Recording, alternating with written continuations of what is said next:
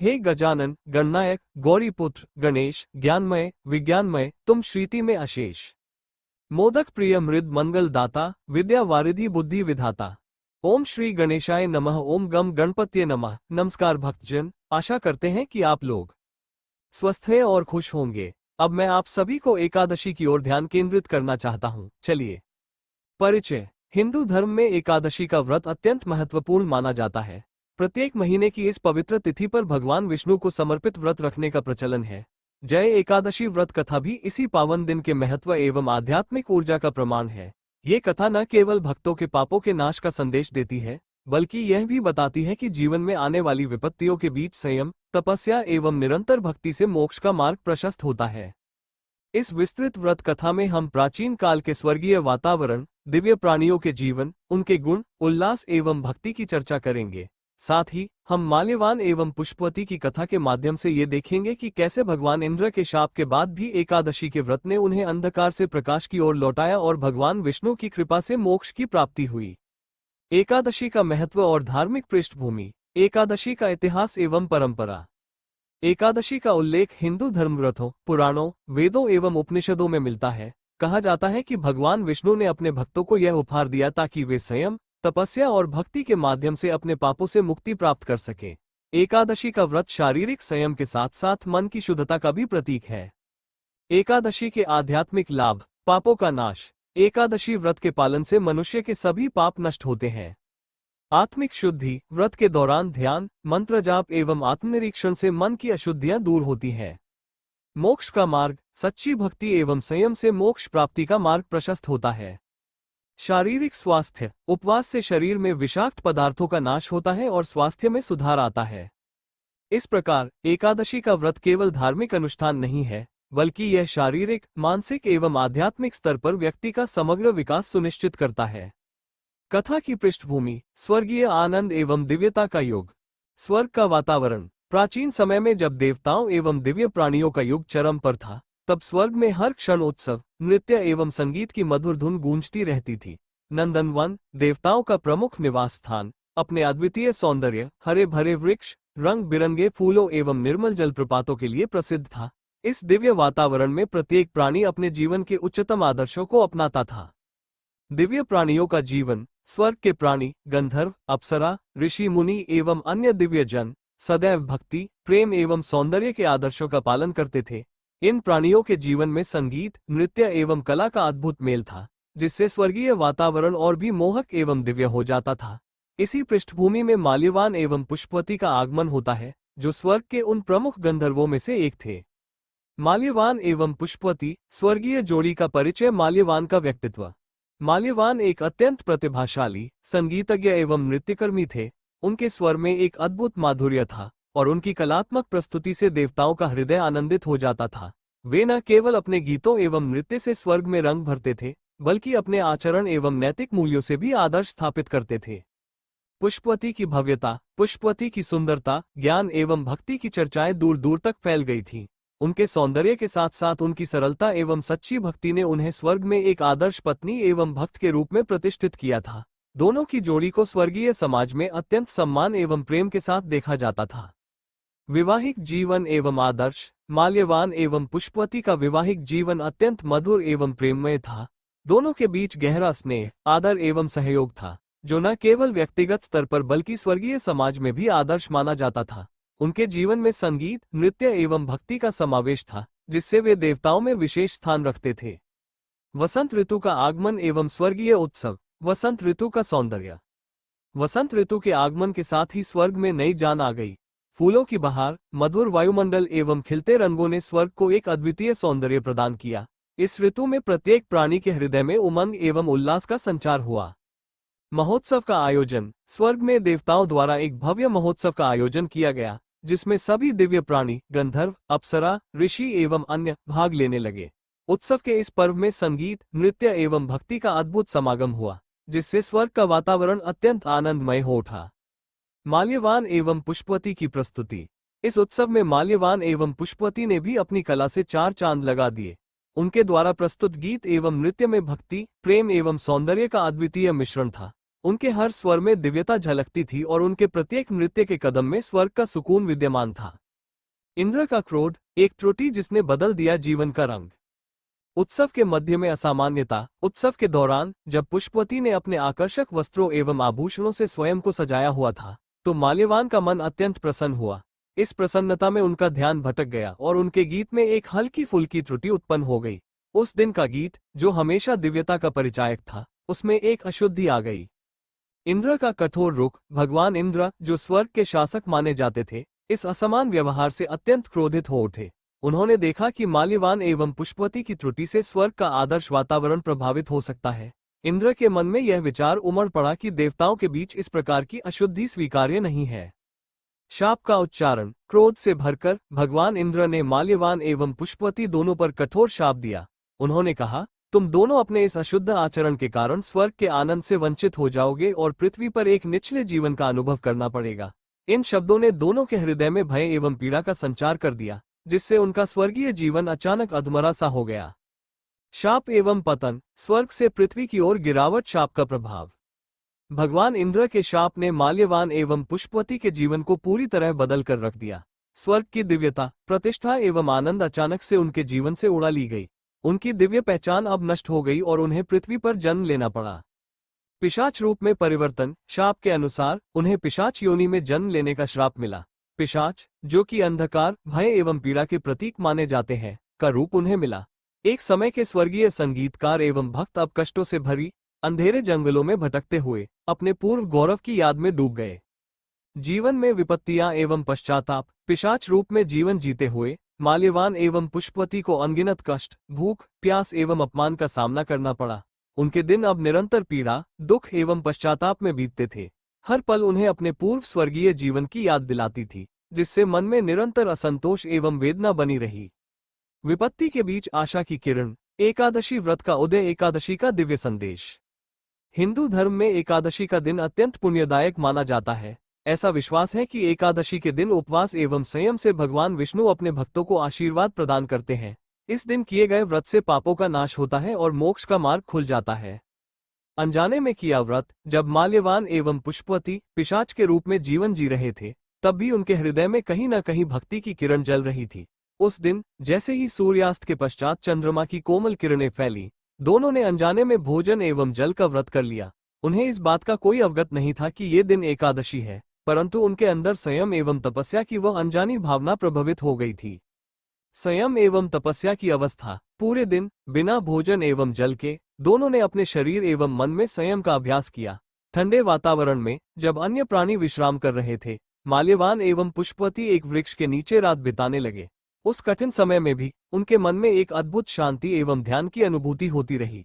यह व्रत उनके जीवन में एक परिवर्तन की चिंगारी बन गया, जिसने धीरे धीरे उनके भीतर छिपी भक्ति को पुनः उजागर किया। भगवान विष्णु का प्रकट होना। जब भगवान विष्णु ने माल्यवान एवं पुष्पवती की तपस्या, संयम एवं भक्ति का दृढ़ भाव देखा, तो वे अत्यंत प्रसन्न हुए। उनके हृदय में यह विचार उमड़ पड़ा कि यदि एकादशी के व्रत से ऐसे पापी प्राणी भी मोक्ष प्राप्त कर सकते हैं, तो ये संदेश संपूर्ण मानवता के लिए एक प्रेरणा का स्रोत बनेगा। विष्णु जी ने स्वयं प्रकट होकर दोनों से कहा, हे भक्तों, तुम्हारे संयम एवं भक्ति का आदर्श देखकर मैं अति प्रसन्न हूँ। तुम्हारा व्रत तुम्हारे अतीत के पापों का नाश कर चुका है। अब तुम पुनः अपने स्वर्गीय स्वरूप में लौटने के योग्य हो। उद्धार की प्रक्रिया। भगवान विष्णु के शब्दों एवं आशीर्वाद से माल्यवान एवं पुष्पवती के शरीर में अद्भुत परिवर्तन हुआ। धीरे धीरे उनका पिशाच रूप समाप्त होने लगा और वे पुनः दिव्यता एवं सौंदर्य से भरपूर हो उठे। उनकी आत्मा में वो दिव्य ऊर्जा पुनः जागृत हुई, जिससे उन्हें स्वर्ग में पुनः प्रवेश का सौभाग्य प्राप्त हुआ। इस प्रकार भगवान विष्णु की कृपा से दोनों का उद्धार हो गया और वे मोक्ष की ओर अग्रसर हो गए। मोक्ष एवं शाप का नाश। भगवान विष्णु की अनंत दया एवं करुणा ने इंद्र द्वारा दिए गए कठोर शाप को भी समाप्त कर दिया। माल्यवान एवं पुष्पवती के जीवन में आए इस परिवर्तन ने यह सिद्ध कर दिया कि सच्ची भक्ति एवं संयम से किसी भी पाप का नाश संभव है। इंद्र का शाप भले ही तत्कालीन जीवन में अत्यंत कष्टदायक साबित हुआ हो, परंतु अंततः भगवान विष्णु की कृपा ने उन्हें मोक्ष एवं दिव्य आनंद की प्राप्ति करवा दी। व्रत के पालन के नियम एवं विधि। जय एकादशी व्रत का पालन करने वाले भक्त न केवल अपने पापों से मुक्ति पाते हैं, बल्कि यह व्रत उन्हें शारीरिक एवं मानसिक स्वास्थ्य में भी सुधार प्रदान करता है। आइए जानते हैं कि इस पवित्र दिन व्रत कैसे रखा जाता है। उपवास एवं पूजा। प्रातः स्नान एवं पूजा। एकादशी के दिन भोर में स्वच्छ स्नान करें एवं भगवान विष्णु की पूजा करें। विष्णु की तस्वीर या मूर्ति के सामने दीप जलाकर भजन, स्तोत्र एवं मंत्रों का पाठ करें। उपवास का नियम, दिन भर भोजन एवं जल से परहेज करें। यदि स्वास्थ्य संबंधी कारणों से उपवास में कठिनाई हो तो हल्का फलाहार किया जा सकता है, परंतु मन आहार एवं संयम का विशेष ध्यान रखा जाए। ध्यान एवं मंत्र जाप। दिन भर अपने मन को अशुद्ध विचारों से दूर रखें। विष्णु सहस्रनाम, गोविंद स्तोत्र एवं अन्य भक्ति गीतों का नियमित जप करें।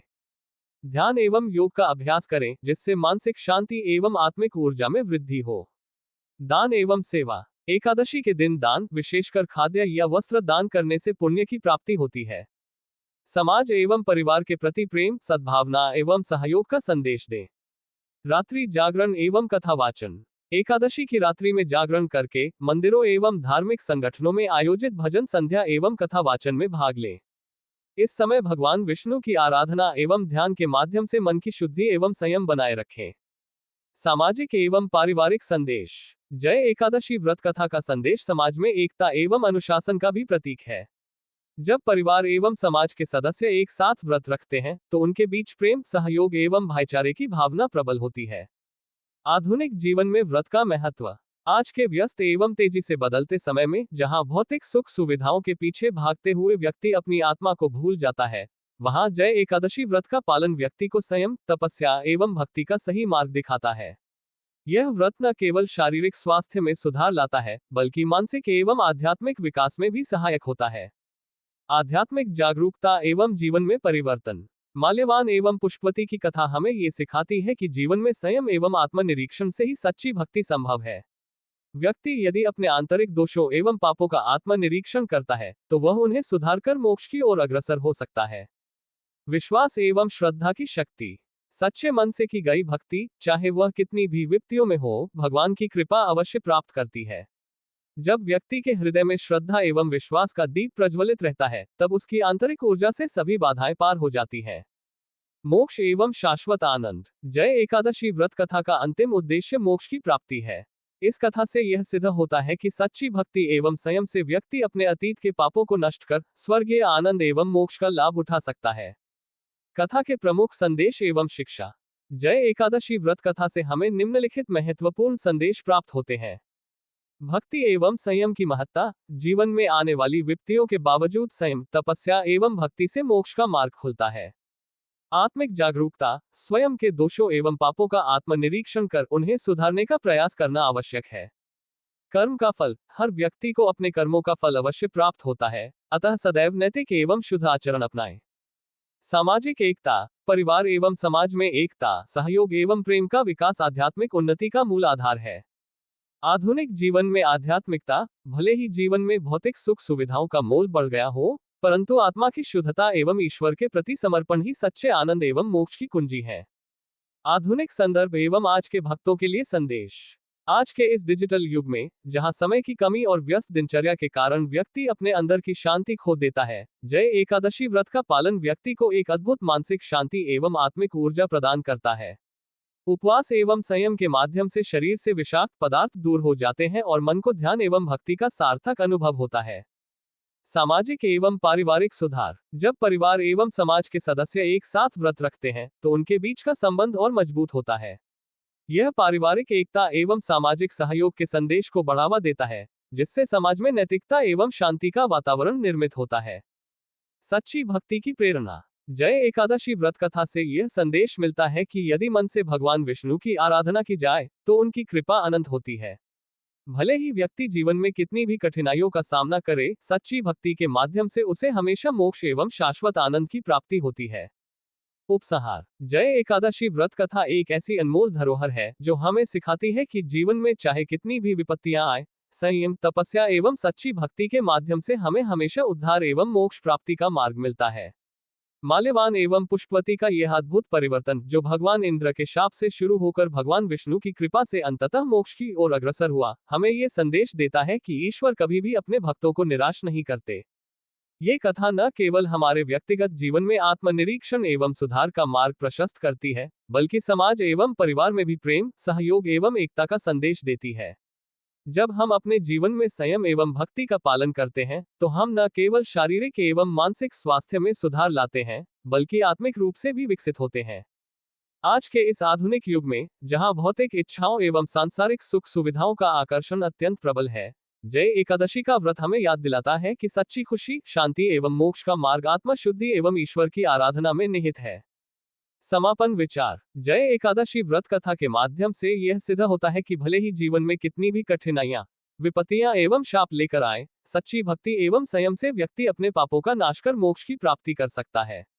भगवान विष्णु की अनंत दया एवं करुणा से माल्यवान एवं पुष्पवती का उद्धार हुआ, जिससे ये संदेश मिलता है कि यदि हम अपने अंदर की दिव्यता को पहचाने एवं सच्चे मन से ईश्वर की आराधना करें, तो हमारे जीवन में हर बाधा पार हो जाती है।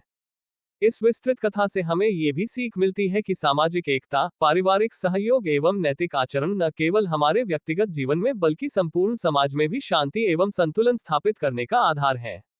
जय एकादशी व्रत का पालन करके हम अपने अंदर के नकारात्मक गुणों एवं पापों से मुक्त होकर एक नए जीवन की ओर अग्रसर हो सकते हैं, जहां शाश्वत आनंद एवं मोक्ष प्राप्ति का अनुभव होता है।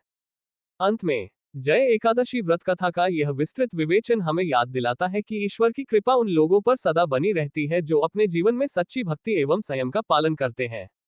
चाहे हमारे जीवन में कितनी भी विपत्तियां क्यों न आए, यदि हम अपने अंदर के पापों को सुधारने एवं आत्मनिरीक्षण का मार्ग अपनाएं, तो भगवान विष्णु की दया से हम हमेशा उद्धार पा सकते हैं। इस कथा के प्रकाश में सभी भक्तों से निवेदन है कि जय एकादशी के दिन उपवास, ध्यान एवं भक्ति के माध्यम से भगवान विष्णु का आशीर्वाद प्राप्त करें, अपना आंतरिक संसार शुद्ध करें, अपने पापों को दूर करें एवं मोक्ष की ओर अग्रसर हो। ऐसा करने से न केवल आपका व्यक्तिगत जीवन सुधरेगा, बल्कि समाज एवं परिवार में भी नैतिकता एवं प्रेम का संदेश प्रसारित होगा। जय एकादशी व्रत का पालन करें, संयम एवं भक्ति से अपने जीवन के अंधकार को दूर करें एवं ईश्वर के प्रकाश की ओर अग्रसर हो। इसी सच्ची भक्ति एवं श्रद्धा के बल पर आप भी माल्यवान एवं पुष्पवती की तरह पापों के बंधन से मुक्त होकर स्वर्गीय आनंद एवं मोक्ष की प्राप्ति कर सकते हैं। इस पावन दिन पर भगवान विष्णु की कृपा से हमारे जीवन में सुख, शांति और समृद्धि की कामना की जाती है। जय एकादशी का व्रत रखने वाले भक्त मानते हैं कि इस दिन किए गए उपवास, पूजा और ध्यान से सारे पाप दूर हो जाते हैं और आत्मा को शुद्धि एवं मोक्ष की प्राप्ति होती है। यदि आप आज के दिन व्रत कर रहे हैं, तो आप निम्नलिखित बातों का ध्यान रख सकते हैं। उपवास एवं संयम। सुबह स्नान करके शुद्ध मन के साथ भगवान विष्णु की आराधना करें। पूरे दिन बिना भोजन एवं पानी के रहना या यदि स्वास्थ्य कारणों से संभव न हो तो फलाहार ग्रहण करना उचित माना जाता है। पूजा एवं ध्यान। भगवान विष्णु की मूर्ति या तस्वीर के सामने दीप जलाएं और उनके मंत्रों का उच्चारण करें, जैसे कि ओम नमो भगवते वासुदेवाय। शांति से बैठकर ध्यान और प्रार्थना करें, जिससे मन को आंतरिक शांति और ऊर्जा मिले। कथा वाचन एवं भजन। जय एकादशी व्रत कथा का वाचन करें या मंदिर में घर पर आयोजित भजन संध्या में भाग लें। इससे न केवल आपकी भक्ति और श्रद्धा गहरी होगी, बल्कि यह आपकी मानसिक और आध्यात्मिक ऊर्जा को भी बढ़ाएगा। दान एवं सेवा। इस दिन दान पुण्य करने से भी पुण्य की प्राप्ति होती है। यदि संभव हो तो किसी जरूरतमंद की सहायता करें, जिससे समाज में भी सकारात्मक ऊर्जा का संचार हो। जय एकादशी का दिन हमें याद दिलाता है कि सच्ची भक्ति, संयम और आत्मनिरीक्षण से जीवन की सभी कठिनाइयों का समाधान पाया जा सकता है। इस शुभ अवसर पर मैं आपको हार्दिक शुभकामनाएं देता हूं। आपका व्रत सफल हो, आपका मन शुद्ध हो और भगवान विष्णु आपको असीम कृपा प्रदान करे। जय एकादशी की शुभकामनाओं सहित यहाँ भगवान विष्णु की वंदना प्रस्तुत है। विष्णु वंदना। शांताकार भुजगशयन पद्मनाभ सुरेशम, विश्वाधार गगन सदृशम मेघवर्ण शुभांगम, लक्ष्मीकांतम कमलनयन योगेभिर्ध्यानगम्यम, वंदे विष्णु भवभयहर सर्वलोकनाथम। अर्थ, मैं उन भगवान विष्णु की वंदना करता हूँ जो शांत स्वरूप हैं, शेषनाग पर शयन करते हैं, जिनकी नाभि से कमल प्रकट होता है, जो देवताओं के अधिपति हैं, जो संपूर्ण सृष्टि का आधार हैं, आकाश के समान अनंत हैं, जिनका रंग मेघ के समान श्याम है और जिनका शरीर शुभ्र है। वे लक्ष्मी के प्रियतम, कमल के समान नेत्र वाले, योगियों के ध्यान में रहने वाले, संसार के दुखों का हरण करने वाले और समस्त लोकों के एकमात्र स्वामी हैं। ये वंदना भगवान विष्णु की कृपा और शांति प्राप्त करने के लिए श्रद्धा से की जाती है। यहाँ भगवान विष्णु की स्तुति अर्थात विष्णु स्तुति प्रस्तुत है। ओम नमो भगवते वासुदेवाय। श्री विष्णु जय वासुदेव। जय संकर्षण जय चक्रधर, जय शौंगधर जय वज्रधर, जय वंदे जगन्नाथ वासुदेव। शांताकार भुजगशयन पद्मनाभ सुरेशम, विश्वाधार गगन सदृशम मेघवर्ण शुभांगम, लक्ष्मीकांतं कमलनयन योगिभिर्ध्यानगम्यं वंदे विष्णु भवभयहर सर्वलोकनाथम। वसुदेव सुत देव कंस चाणूरमर्दनम देवकी परमानंद कृष्ण वंदे जगद्गुरुम। नमः समस्त भूताना आदिभूताय भूमते अनेकार्थ स्वरूपाय विष्णुवे प्रभा विष्णुवे। अच्युत केशव राम नारायण कृष्ण दामोदर वासुदेव हरिम। श्रीधर माधव गोपिका वल्लभ जानकी नायकम रामचंद्रम भजे। अर्थ, भगवान विष्णु जो इस संसार के पालन करता है, शांति और करुणा के स्रोत है। उनका रूप शांत है, वे शेषनाग पर शयन करते हैं और उनकी नाभि से कमल उत्पन्न होता है। वे देवताओं के अधिपति हैं, संपूर्ण सृष्टि के आधार हैं और आकाश के समान अनंत हैं। उनके शरीर का रंग मेघ के समान है और वे योगियों के ध्यान में स्थान पाते हैं। लक्ष्मीपति भगवान विष्णु समस्त लोकों के एकमात्र स्वामी हैं और वे संसार के सभी दुखों का नाश करने वाले हैं। इस स्तुति का पाठ भक्तजन भगवान विष्णु की कृपा, शांति और मोक्ष की प्राप्ति के लिए श्रद्धा और भक्ति से करते हैं। यहाँ भगवान विष्णु का स्तोत्र अर्थात विष्णु स्तोत्र प्रस्तुत है। शुक्लांबरधर विष्णु शशिवर्ण चतुर्भुजम प्रसन्नवदन ध्यायेत् सर्वविघ्नोपशान्त्यै। यम ब्रह्मा वरुणेन्द्र रुद्रमृतः स्तुन्वन्ति दिव्यैः स्तवैः। वेदैः साङ्गपदक्रमोपनिषदैः गायन्ति यम सामगाः। ध्यानावस्थित तद्गतेन मनसा पश्यन्ति यम योगिनः। यस्यान्तं न विदुसुरासुरगणाः देवाय तस्मै नमः। अच्युत केशव राम नारायण कृष्ण दामोदर वासुदेव हरिम। श्रीधर माधव गोपिका वल्लभ जानकी नायकम रामचंद्रम भजे। ओम नमो भगवते वासुदेवाय। सर्वमंगल मांगल्ये शिवे सर्वार्थ साधिके शरण्ये त्र्यंबके गौरी नारायणी नमोस्तुते। अर्थ, भगवान विष्णु जो शुक्ल वस्त्र धारण करते हैं, जिनका रंग चंद्रमा के समान उज्ज्वल है, चार भुजाओं वाले हैं और प्रसन्न मुख वाले हैं, उनका ध्यान करने से सभी विघ्नों का शमन होता है। भगवान विष्णु की स्तुति ब्रह्मा, वरुण, इंद्र, रुद्र और मरुद्गण भी दिव्य स्तुतियों के माध्यम से करते हैं। योगी अपने ध्यान द्वारा उनके अनंत स्वरूप का साक्षात्कार करते हैं और सुर असुर कोई भी उनके अंतिम स्वरूप को नहीं जान पाते। उन भगवान विष्णु को नमन है जो सबके रक्षक और पालन करता है। इस स्तोत्र का पाठ भगवान विष्णु की कृपा और आशीर्वाद पाने के लिए किया जाता है। इसे भक्तिपूर्वक गाने से जीवन में शांति और समृद्धि आती है। विष्णु सहस्रनाम का पाठ भगवान विष्णु के 1000 नामों की महिमा का गुणगान है। यह पवित्र स्तोत्र महाभारत के भीष्म पर्व में भगवान विष्णु की भक्ति के लिए वर्णित है। यहाँ कुछ प्रमुख नाम दिए जा रहे हैं जो इस सहस्रनाम का एक हिस्सा है। विष्णु सहस्रनाम संक्षिप्त रूप में विश्वम विष्णुवशकारो भूतभव्य भवत प्रभु भूतकृत भूतभृत भावो भूतात्मा भूत भावना भूतात्मा परमात्मा च मुक्ताना परमागते अव्ययः पुरुषः साक्षी क्षेत्रज्ञोक्षराय च योगो योगविद नेता प्रधान पुरुषेश्वर नारसिंगपो श्रीमान केशव पुरुषोत्तम सर्व शर्व शिव स्थानुर्भूतादिर्निधिर्व्ययः संभवो भावनो भर्ता प्रभवः प्रभुरीश्वर स्वयंभू शंभुरादित्यः पुष्कराक्षो महास्वनः अनादिनिधनो धाता विधाता धातुरुत्तमः। कुछ अन्य प्रमुख नाम। अच्युत अर्थात जो कभी नष्ट नहीं होता। केशव अर्थात जिनके केश कमल के समान सुंदर हैं। माधव अर्थात लक्ष्मी के पति। गोविंद अर्थात जो इंद्रियों को नियंत्रित करते हैं। नारायण अर्थात जो जल में निवास करते हैं। वासुदेव अर्थात देवकी के पुत्र अर्थात कृष्ण। ऋषिकेश अर्थात जो इंद्रियों के स्वामी हैं। जनार्दन अर्थात जो लोगों का पालन करने वाले हैं। श्रीधर अर्थात जो लक्ष्मी को धारण करते हैं। त्रिविक्रम अर्थात जो तीनों लोकों में व्याप्त है। वामन अर्थात जो छोटे रूप में प्रकट हुए। धनंजय अर्थात जो धन के विजेता है। कृष्ण अर्थात जो अत्यंत आकर्षक है। राम अर्थात जो सुख के स्रोत है। विष्णु सहस्रनाम का पाठ करने से व्यक्ति को भगवान विष्णु की असीम कृपा प्राप्त होती है। यह माना जाता है कि इन 1000 नामों का जाप करने से व्यक्ति के सभी पाप नष्ट हो जाते हैं और उसे मोक्ष की प्राप्ति होती है। ये स्तोत्र अत्यंत पुण्यदायक और शांति प्रदान करने वाला है। आप भगवान विष्णु की आराधना करते समय पूरे सहस्रनाम का पाठ कर सकते हैं या इन नामों का नियमित रूप से जाप कर सकते हैं। विष्णु चालीसा। दोहा। श्री गणपति गुरु वंदना विष्णु चालीसा पाठ। सुनहु कृपा कर विश्वप्ति होहि सिद्धि सब ठाठ। चौपाई। जय विष्णु भगवान जगपालन। शेष शया सुखदायक ध्यान। शंख चक्र गदाधारी जग के हो पालनहारी। तुम हो सत्य सनातन स्वामी। सब विधि तुम ही जानी। रूप अनूप अनुपम तुम्हारा। माया से सब खेल सारा। तुम ही ब्रह्मा तुम ही रुद्र। तुम ही पालन कर सबका दूधा। तुम हो दीनदयाल गरीब। तुम बिन कौन करे दुखहारी। लक्ष्मीपति तुम देव विधाता। तुम बिन और नहीं जग में त्राता। तुम हो योगी तुम ही ज्ञानी। तुम ही तारे भवसागर पानी। तुम ही नरसिंह वामन राजा। बने राम कृष्ण सब साजा। धर्म स्थापना करत चलाओ, कंस चाणूर को निपटाओ। तुम ही हो नर के उद्धारक, तुम ही तारनहारक, जग के सब पालन करता, सकल दुख भंजन मूर्ति। जो भी तुमको भजे दिन राति, उनकी रक्षा करते साथ ही। ध्यान लगाए जो मन से, सब मनोरथ पूरे हो बन से। विष्णु चालीसा जो जन गावे, सकल सिद्धि वे शीघ्र ही पावे। भवसागर न कर सके बाधा, सकल संकट हर ले साधा। दोहा। जय जगपालन के धनी, जय लक्ष्मीपति नाथ। विष्णु चालीसा पाठ से सिद्धि करे सब साथ। विष्णु आरती। ओम जय जगदीश हरे, स्वामी जय जगदीश हरे। भक्त जनों के संकट, दास जनों के संकट, क्षण में दूर करे। ओम जय जगदीश हरे। जो ध्यावे फल पावे, दुख बिन से मन का। स्वामी दुख बिन से मन का, सुख संपत्ति घर आवे, सुख संपत्ति घर आवे। कष्ट मिटे तन का। ओम जय जगदीश हरे। मात पिता तुम मेरे, शरण गहूं मैं किसकी। स्वामी शरण गहूं मैं किसकी। तुम बिन और ना दूजा, तुम बिन और ना दूजा, आस करूं मैं जिसकी। ओम जय जगदीश हरे। तुम पूर्ण परमात्मा, तुम अंतर्यामी।